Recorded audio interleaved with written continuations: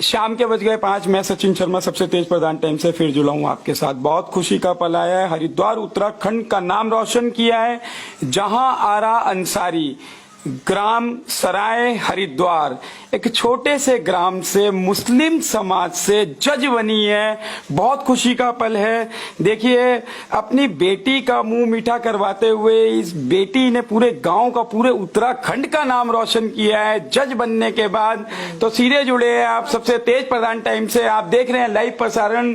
जज बनी है। आप देखिए कितना कितना भाग्यशाली ये दिन आया है एक पिता के लिए कि उनकी बेटी ने जज बनकर नाम रोशन किया है। पूरे गांव का, पूरे हरिद्वार का, एक छोटा सा गांव कितना कठिन रहता होगा।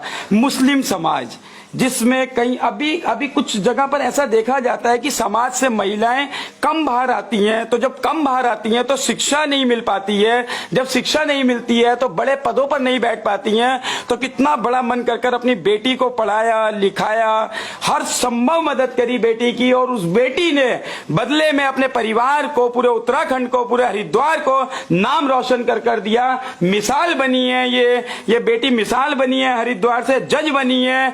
मुस्लिम समुदाय से आती हैं, समाज से आती हैं। बहुत ही खुशी का पल है। तो आइए सीधे जुड़ते हैं जज साहब से।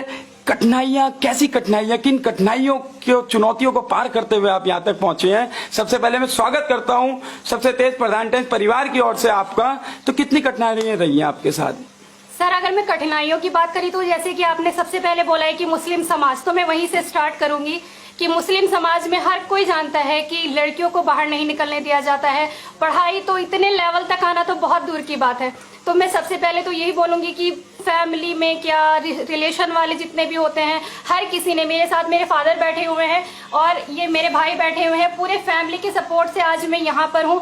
क्योंकि इन्होंने भी वही सब सुना है जो कि समाज में लोग बोलते हैं, अरे बेटी है, बेटी को क्यों पढ़ा रहे हो, कितना पढ़ाओगे, बेटी बन के क्या करेगी, दूसरे घर जाना है। लेकिन उसके बावजूद मेरी पूरी फैमिली ने मुझे इतना ज्यादा सपोर्ट किया है और माशाल्लाह इन्हीं की वजह से मैं आज यहाँ तक पहुंची। तो देखिए, अब ये परंपरा छोड़ दीजिए कि बेटी को तो अपने घर जाना है, क्या करोगे उसे पढ़ाकर।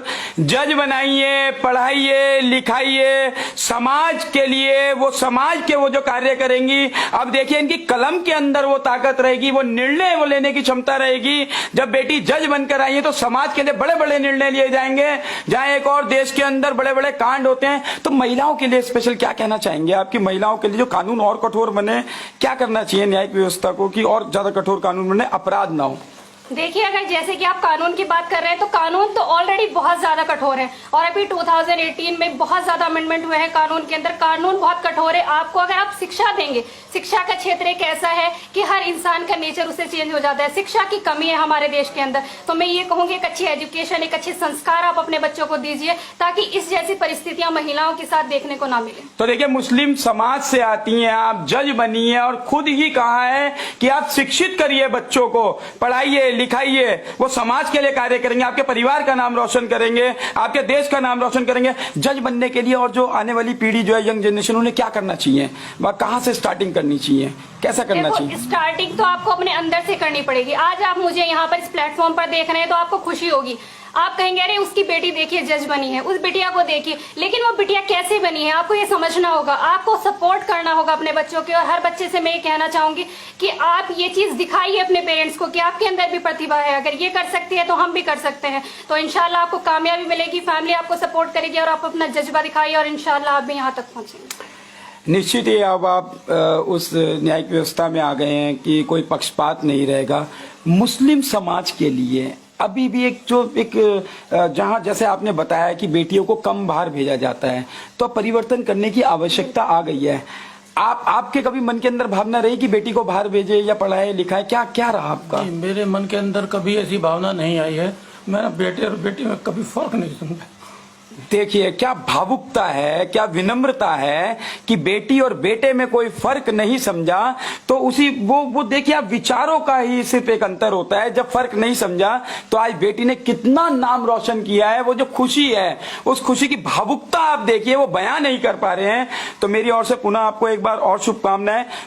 जो आने वाली पीढ़ी है, अभी जो यंग जनरेशन जो है, पढ़ाई के लिए उन्हें क्या करना चाहिए? कितने घंटे तक उन्हें कम से कम पढ़ाई करनी चाहिए? देखिए, जैसे कि सभी जानते हैं इंडिया के अंदर हाईएस्ट यूथ है, तो उस पूरे यूथ के लिए मैं बोलूंगी कि आप जिस भी फील्ड में जाना चाहिए, जिसमें भी जाना चाहते हो, आपका इंटरेस्ट होना चाहिए उस फील्ड में। सबसे पहले तो आप इंटरेस्ट जगाइए, आप अपने अंदर से ये जानिए कि आपको आखिर करना क्या है।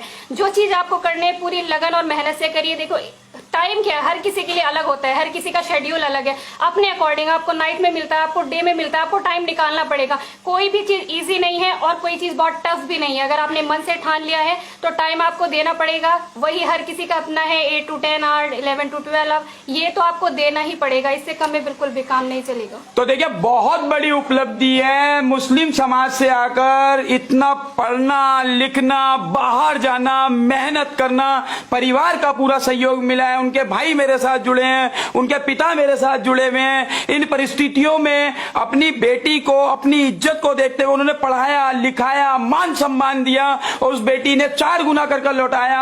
आप देखिए, जज बन चुकी हैं, अब ये हरिद्वार का नाम रोशन किया है। हरिद्वार की बेटी है, इस ग्राम की बेटी है, उत्तराखंड की बेटी है। मेरी ओर से, आप सभी की ओर से पुनः आपको हार्दिक शुभकामनाएं। मैं सचिन शर्मा, सबसे तेज प्रधान परिवार की ओर से आपसे फिर मिलूंगा जल्द दोबारा।